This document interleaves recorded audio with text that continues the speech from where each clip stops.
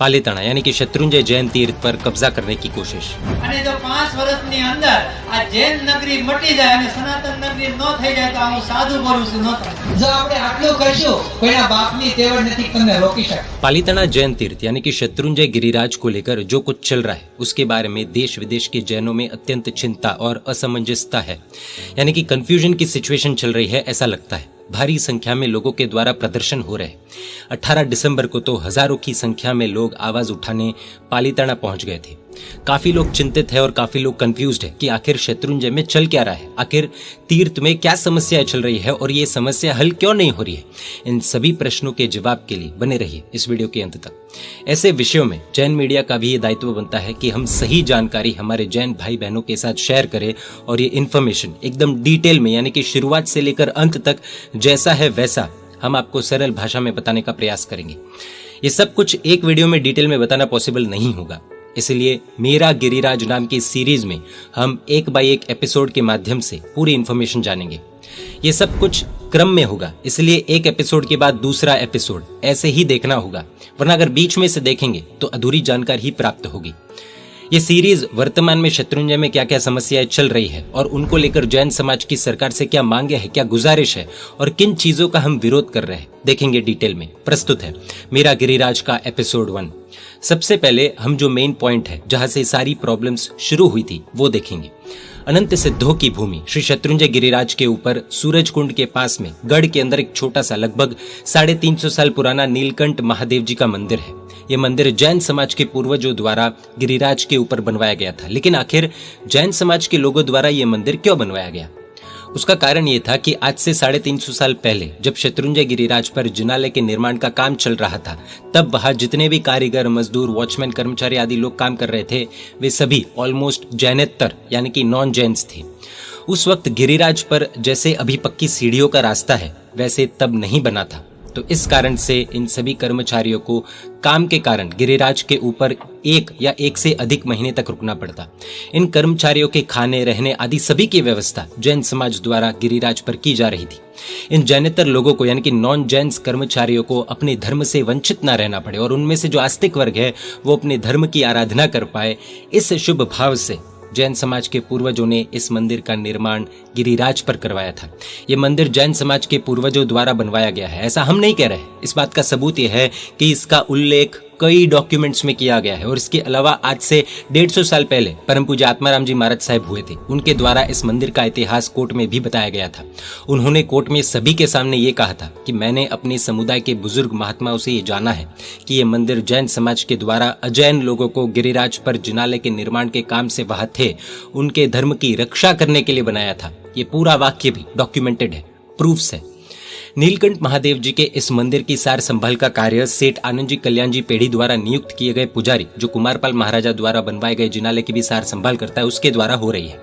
इस मंदिर में जिस भी द्रव्य की आवश्यकता है जैसे कि दूध, पुष्प आदि द्रव्य सब आनंद जी कल्याण जी पेढ़ी द्वारा गिरिराज पर जैन मंदिर में जो द्रव्य जाते हैं उसी के साथ यहाँ भी प्रोवाइड किए जा रहे हैं। ऐसा इसलिए क्योंकि जैन समाज ये नहीं चाहता है कि गिरिराज पर आए हुए इस मंदिर में कोई भी ऐसी क्रिया प्रतिक्रिया हो जो जैन सिद्धांतों के विरुद्ध हो, और इसमें कोई गलत बात नहीं है। इस फैसले को कोर्ट ने मंजूरी दी है और साथ ही साथ कोर्ट ने यह भी कहा है कि नीलकंठ महादेव जी के मंदिर में ऐसी कोई भी गतिविधि नहीं होनी चाहिए जो जैन समाज के सिद्धांतों के विरुद्ध हो। ये हुई बात मंदिर के लीगल पोजीशन की। इसमें एक बात क्लियर है कि जो माननीय गुजरात हाई कोर्ट के द्वारा दिए गए ऑर्डर में लिखा गया है और जिसे ऑनरेबल सुप्रीम कोर्ट ने भी मान्यता दी है वो ये है कि नीलकंठ महादेव जी के इस मंदिर में कोई भी व्यक्ति पूरी रात नहीं रह सकता है। इस मंदिर में किसी भी तरह का खाना पीना अलाउड नहीं है और खाना पीना तो दूर की बात, इस मंदिर में किसी भी तरह का प्रसाद भी बांटा नहीं जा सकता है, लेकिन इसका भी उल्लंघन किया जा रहा है जो आप खुद तस्वीरों में देख सकते हैं। इस मंदिर में पानी के अलावा किसी भी तरह की ड्रिंक्स का यूज नहीं किया जा सकता है। इसका मतलब कोई भी ये ना समझे कि हम किसी का विरोध कर रहे हैं। इसका मतलब साफ है कि कोर्ट भी ये बात समझता है कि इन सभी रूल्स का मेन मोटिव यही है कि वहां पर रहे हुए अजैन कर्मचारी अपनी आस्था से और अपने धर्म से वंचित ना रहे। बस कोर्ट ने भी इस चीज की मान्यता दी है कि ये शत्रुंजय तीर्थ जैनों के लिए परम पवित्र तीर्थ है और उनकी आस्था का बहुत बड़ा केंद्र है। इसलिए नीलकंठ महादेव जी के मंदिर में किए जाने वाले कोई भी रिचुअल्स यानी कि रीति रिवाज जैन समाज के सिद्धांतों के विरुद्ध नहीं होने चाहिए। इसलिए कोर्ट ने अपने ऑर्डर में ये चीजें क्लियरली मेंशन की है। कई लोगों को ये प्रश्न उठ सकता है कि ऐसी कंडीशंस क्यों? देखिए, कर्मचारी अपने धर्म से, अपने आराध्य से वंचित न रहे, इसलिए ये मंदिर बनवाया गया है। आपकी जानकारी के लिए बता दें, इस मंदिर में आचरण यानी कि कंडक्ट के नीति नियम, रूल्स रेगुलेशंस भी जैन कम्युनिटी बना सकती है। ये गुजरात हाईकोर्ट के ऑर्डर के वर्डिंग्स है और इसको आदरणीय सुप्रीम कोर्ट ने भी मान्यता दी है। अर्थात पूजा आदि कर सकते हैं, लेकिन ऐसा कोई भी रिचुअल नहीं होना चाहिए जो जैन धर्म के सिद्धांतों के विरुद्ध हो। वर्तमान में इन सभी चीजों पर विवाद करने वाले शरणानंद बापू, जो श्री शत्रुंजय तीर्थ से कुछ दूरी पर नाना राजस्थली गांव आता है, वहां पर उनका आश्रम है। वो पालीताना में आते जाते रहते हैं। उनका ये कहना है कि नीलकंठ महादेव जी का मंदिर सनातन समाज द्वारा बनवाया गया है और इस मंदिर में सभी सनातनियों को हर रोज आना चाहिए ताकि वहां पर सनातनियों का प्रभाव बढ़े। इतना ही नहीं, वो बार बार ये डिमांड कर रहे हैं कि हर तेरस के दिन शिवरात्रि मनाई जानी चाहिए और वहां रात्रि जागरण भी करना चाहिए, और वो न हो सके तो देर रात तक पूजा वगैरह अलग अलग गांव से आकर लोगों को करनी चाहिए। ऐसी अलग अलग बातें कहकर उकसाने का, बहकाने का, भड़काने का प्रयास किया जा रहा है। उनका यह भी कहना है कि ये मंदिर जैन समाज के पूर्वजों द्वारा नहीं, उनके समाज द्वारा बनवाया गया है। उनका यह कहना है कि नीलकंठ महादेव जी के मंदिर में सभी सनातनियों को महाशिवरात्रि के दिन रात भर रुकना चाहिए और वहां रात भर पूजा अर्चना करनी चाहिए। उनकी ये डिमांड भी है कि नीलकंठ महादेव जी के मंदिर में आनंद जी कल्याण जी पेड़ी द्वारा नियुक्त किए गए पुजारी नहीं, बल्कि उनके समाज के द्वारा कोई पुजारी होना चाहिए। जबकि कोर्ट के ऑर्डर में ये बात स्पष्ट रूप से लिखी गई है कि इस मंदिर में या तो आनंद जी कल्याण जी पेढ़ी द्वारा नियुक्त किए गए पुजारी अथवा स्टेट द्वारा नियुक्त किए गए पुजारी, वो भी आनंद जी कल्याण जी पेढ़ी के कंसल्टेशन करने के बाद ही वहां की सार संभाल करने के लिए रख सकते हैं। अन्य किसी के भी द्वारा नियुक्त किए गए पुजारी की कोई भी बात यहाँ पर बीच में नहीं की गई है। इस कारण से इनके द्वारा की गई डिमांड बिल्कुल ही बेसलेस है। उनकी इस डिमांड को देखकर यही लगता है कि वो यहाँ कब्जा करने का इरादा रखते हैं और उसी कारण ये सभी डिमांड्स को वो इस तरह गांव-गांव में जाकर लोगों को भड़काने वाला भाषण देकर कर रहे हैं। शायद इसलिए उन्होंने अपना इंटेंशन क्लियरली कह दिया है कि अगर सोमनाथ द्वारका जैसे इधर आने लगेंगे तो हम 5 साल में पालीताना को जैन नगरी मिटाकर सनातन नगरी बना देंगे। आप खुद इनका वीडियो देख सकते हैं। કે જો પાલિતાણાની અંદર નીલકંઠ મહાદેવ મંદિર છે, ત્યાં જેમ આપણે સોમનાથ જાય છે, દ્વારકા જાય છે, અંબાજી જાય છે, એમ તમે જાવા મળો અને જો 5 વર્ષની અંદર આ જૈન નગરી મટી જાય અને સનાતન નગરી ન થઈ જાય તો હું સાધુ બોલું છું ન તમે। આજે જૈન નગરી કહેવાય છે કે જૈન નગરીની મારી પાસે ઉદ્યોગો નથી આવતા। શું કામ નથી આવતા? એને મજૂરો મફત ના મળે એટલા। નીલકંઠ મહાદેવ ઉપર ધજા ચડે અને ગામના 25, 50, 500, 1000 જેથી 1000 માણસો જાતો થઈ ગયો ને તેથી સમજો સનાતન નગરી પાલિતાણા। પછી તમારે કોર્ટમાં મંજૂરી લેવા નહીં જવી પડે, પોલીસને હાથ જોડવા નહીં જવું પડે, કશું જ નહીં કરવું પડે।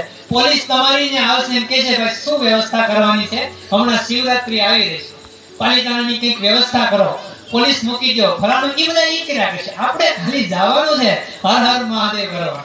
આ આપણી શક્તિ છે। જો આપણે આટલું કરશું કોઈના બાપની તેવડ નથી તમને રોકી શકે।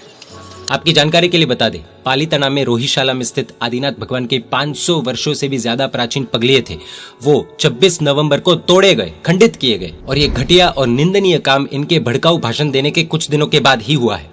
हो सकता है कि इसी भड़काऊ भाषण के बहकावे में आकर किसी ने जैनों के विरोध में रोहिशाला में स्थित आदिनाथ भगवान के प्राचीन पगलों को खंडित कर दिया हो, तोड़ दिया हो। ये मैटर अभी अंडर इन्वेस्टिगेशन है, इसलिए हम इसके बारे में कुछ दावे से नहीं कह सकते हैं। लेकिन अब तो हर कोई समझ गया होगा कि इस तरह से कल कोई भी आकर शत्रुंजय जैन तीर्थ पर कब्जा न करे, इसीलिए इतनी कंडीशंस गुजरात हाईकोर्ट द्वारा रखी गई थी, जिसे सुप्रीम कोर्ट ने भी स्वयं मान्यता दी है। शरणानंद बापू को जो जैनों के प्रति व्यवहार है, उससे वे जैनों और अजैनों जो अभी तक भाईचारे के साथ शांतिपूर्वक समाज में रह रहे हैं, उनके बीच उन्हें भड़काकर वैमनस्य फैला रहे हैं, शांति भंग करने का कार्य कर रहे हैं। इतिहास गवाह है कि जैन लोगों ने कभी जात पात के भेदभाव किए बिना सभी की मदद करने का हमेशा जज्बा रखा है। चाहे वो डोली वाले हो या कोई कर्मचारी हो, सभी की जरूरतों का ख्याल जैन समाज ने रखा है। पालीताना में आज की जो इकोनॉमी है वो भी ज्यादातर जैनों पर निर्भर करती है। ये वास्तविकता है जो पालीताना का हर एक स्थानीय व्यक्ति भी जानता है और मानता है। अनुकंपा, जीवदया आदि जैनों के मूलभूत सिद्धांत है और धार्मिक सातों क्षेत्रों के प्रति ज्यादा से ज्यादा बहुमान और आदर भाव रखते हैं, जिन्हें जैन समाज के लोग भली भांति फॉलो भी कर रहे हैं। ये किसी को बताने की या प्रूव करने की जरूरत नहीं है। लेकिन ये जो शरणानंद बापू और इनके साथी मना भरवाड़, भरत राठौड़ वगैरह लोग जिन्हें एंक्रोचमेंट, लैंड ग्रैबिंग आदि में इंटरेस्ट है, और वैसे लोग जिन्हें माइनिंग माफिया के साथ रहना है, जिन्हें दारू के अड्डे वालों के साथ रहना है, या जो भी जैन सिद्धांतों के विरुद्ध करना है, उन सभी से हमें ऐतराज है। इन सभी को लेकर हमारा पूरा विरोध है, क्योंकि इनके द्वारा किए गए कार्य जैन तीर्थ की पवित्रता को नुकसान पहुंचा रहे हैं। जो घाव रोहिशाला के दादा के पगलियों पर किया गया है, वो सिर्फ वही नहीं बल्कि जैनों के दिल पर भी किया गया है। जन्म से लेकर मृत्यु तक हर एक जैन धर्मी का शत्रुंजय से विशेष नाता होता है। जैन धर्म में जब एक बच्चे का जन्म होता है, तब माता पिता का सबसे पहला सपना यही होता है कि जितनी जल्दी हो सके उतनी जल्दी हम हमारे बच्चे को शत्रुंजय की यात्रा करवाएं। शत्रुंजय सिर्फ एक पर्वत नहीं, हमारे हृदय की धड़कन है। गिरिराज हमारी आस्था का केंद्र है। अनेक महापुरुषों ने इस गिरिराज के लिए अपना बलिदान दिया है, और तब जाकर के ये गिरिराज आज हमें सुरक्षित मिल पाया है। लेकिन अब हो रही अशातना को हम बर्दाश्त नहीं करेंगे। हम आने वाली पीढ़ियों को सुरक्षित गिरिराज देना चाहते हैं, बस। श्री शत्रुंजय गिरिराज की कुछ समस्याएं हमने देखी। अगले एपिसोड यानी कि मेरा गिरिराज के एपिसोड 2 में हम देखेंगे कि किस तरह शत्रुंजय पर गैर कानूनी कार्य चल रहे हैं, और जिन पर हम चाहते हैं कि सरकार द्वारा तुरंत एक्शन लिया जाए। ये कार्य हमारे तीर्थ की रक्षा का है, इसलिए हम सभी से निवेदन करते हैं कि पूरा विषय डिटेल में जानकर तीर्थ रक्षा के लिए आवाज उठाएं। हमारा विरोध भी विवेक पूर्वक होना चाहिए। हमारा इरादा लोगों को आपस में लड़ाने का बिल्कुल भी नहीं है। हम तो शांति से हमारे शत्रुंजय गिरिराज की भक्ति करना चाहते हैं। हम हमारे गिरिराज की असामाजिक तत्वों से रक्षा करना चाहते हैं। जय गिरिराज, जय आदिनाथ, जय जिन शासन, जय महावीर।